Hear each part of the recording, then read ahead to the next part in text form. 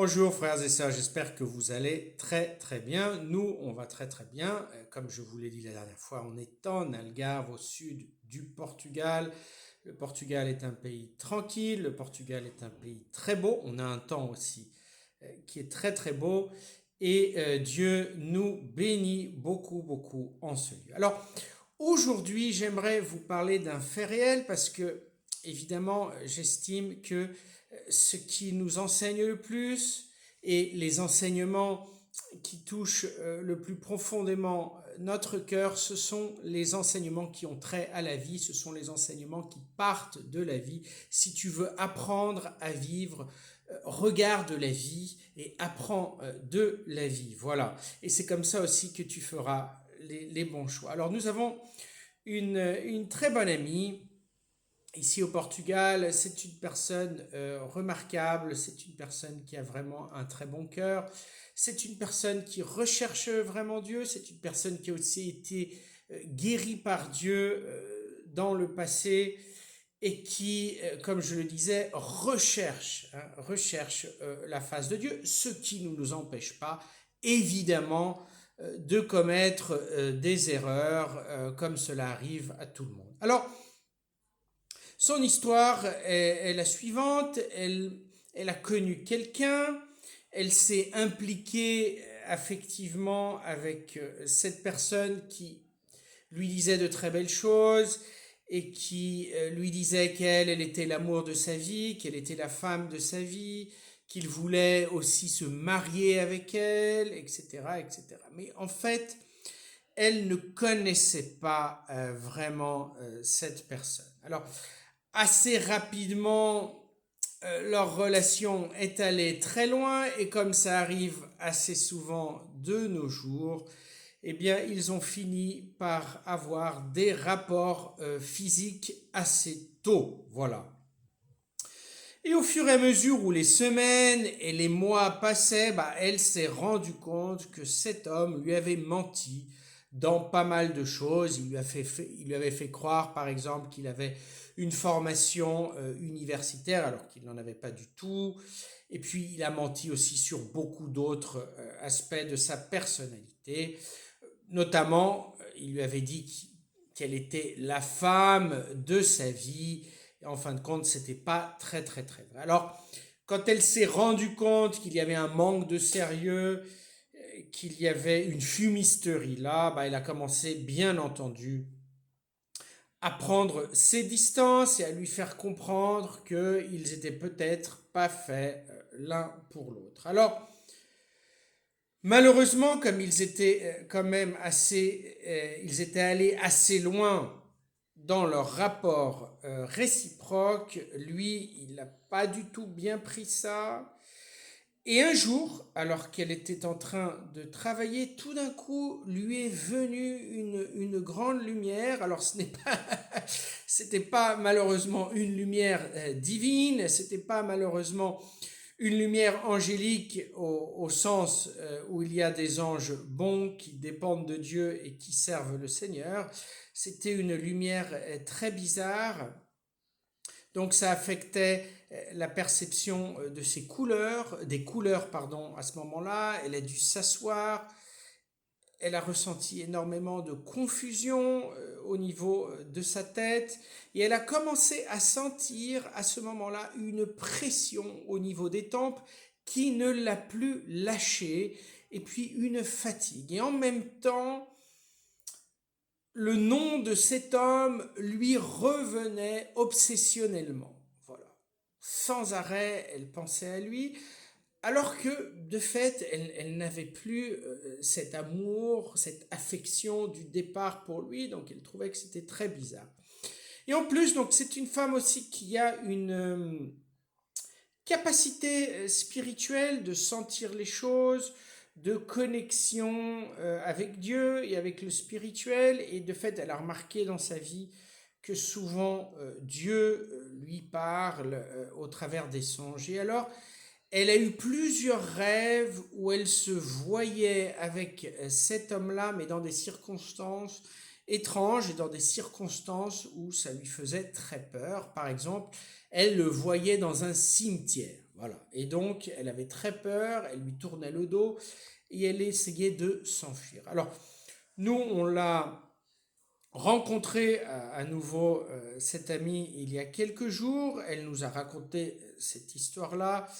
Et on s'est rendu compte qu'il y avait probablement ici quelque chose de spirituel, que cet homme éperdument amoureux. Alors vous me direz que c'est pas un amour vrai, que c'est pas un amour authentique, mais du moins il ressent une émotion très forte pour elle, et donc éperdument amoureux d'elle. On a pensé que cet homme aurait pu avoir recours à des moyens spirituels pour essayer de la récupérer, puisqu'il sentait qu'elle s'éloignait de lui. Voilà.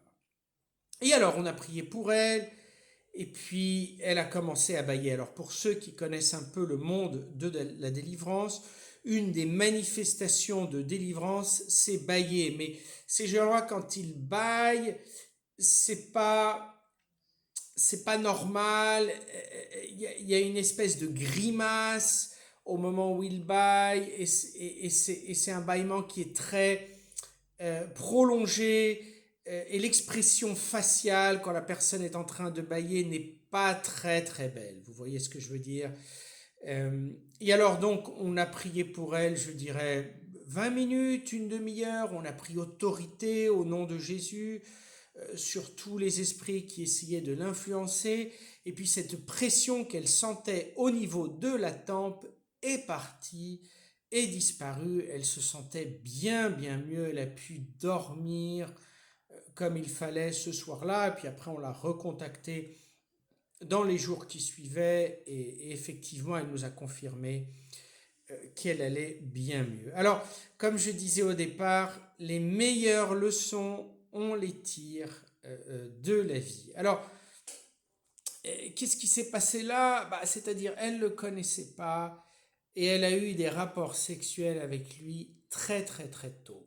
Alors, il faut se souvenir d'une chose, frères et sœurs, que pour Jésus, la sexualité n'a de sens. Et je dis bien pour Jésus, parce que souvent les gens disent, oui, l'Église, elle dit que les rapports sexuels doivent se faire uniquement dans un certain cadre, etc. Non, ce n'est pas l'Église, frères et sœurs, c'est l'Évangile.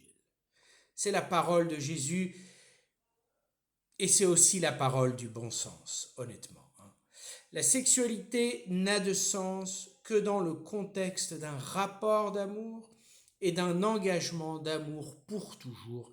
Et ça, frères et sœurs, c'est le mariage. Dieu est un père, Dieu est un bon papa, et il veut nous protéger. Moi, si j'ai une fille, si j'ai un fils, je vais essayer de les protéger à ce niveau-là.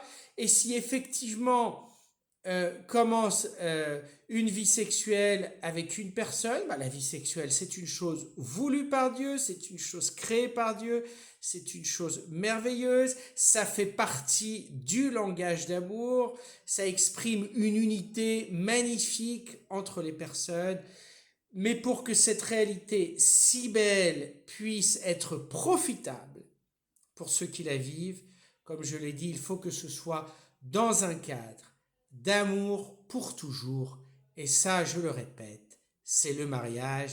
C'est ce que notre Père Céleste veut pour ses enfants. Alors bien sûr, aujourd'hui on dit souvent, oui, mais si on ne vit pas ensemble, et si on ne commence pas à avoir cette vie intime, à partager cette vie, on ne sait pas si c'est la bonne personne. Et honnêtement, je ne pense pas que ce soit la bonne façon de discerner. Combien de personnes étaient merveilleuses, et puis tout d'un coup, on a découvert qu'ils avaient un masque, tout d'un coup, on a découvert qu'ils étaient réellement. Voyez, et remarquez une chose, il n'y a pas très longtemps, durant le Covid, des gens qui, soi-disant, vivaient ensemble pendant des années, en fin de compte, ils ne vivaient pas ensemble. Chacun avait son travail, ils se rencontraient seulement certaines heures de la journée, ils ne savaient vraiment pas qui était l'autre, et durant le Covid où ils ont dû vraiment vivre ensemble 24 heures sur 24, eh bien beaucoup de couples se sont séparés. Je pense, frères et sœurs, que le vrai discernement pour savoir si cette personne est la bonne vient de Dieu, c'est le discernement spirituel. Et il faut prendre son temps, il faut surtout ne pas se précipiter à faire des choses qui vont étreindre le rapport, qui vont créer un rapport fusionnel qui après ne pourra être rompu qu'avec beaucoup de mal. Pensez à ce cas. Certainement, ou probablement du moins, s'il n'y avait pas eu des relations sexuelles entre les deux, cet homme-là n'aurait pas perdu la tête comme il l'a perdu et il n'aurait pas eu recours à la magie, à la sorcellerie pour essayer de la conquérir. Dieu merci, nous sommes apparus dans sa vie, nous avons pu l'aider, évidemment c'est Jésus qui l'a aidé, c'est pas tellement nous, mais Jésus s'est servi de nous. Et Dieu merci, on est apparu. Si on n'était pas apparu, si des gens n'étaient pas apparus pour la délivrer, qui sait ce qui aurait pu se produire en elle au niveau de la santé. Elle aurait pu avoir un cancer, elle aurait pu avoir d'autres maladies et d'autres complications. Amen. Soyez bénis frères et sœurs. J'espère que ce petit enseignement pourra vous servir pour vous éclairer et aussi pour que vous éclairiez des personnes autour de vous. Soyez abondamment bénis.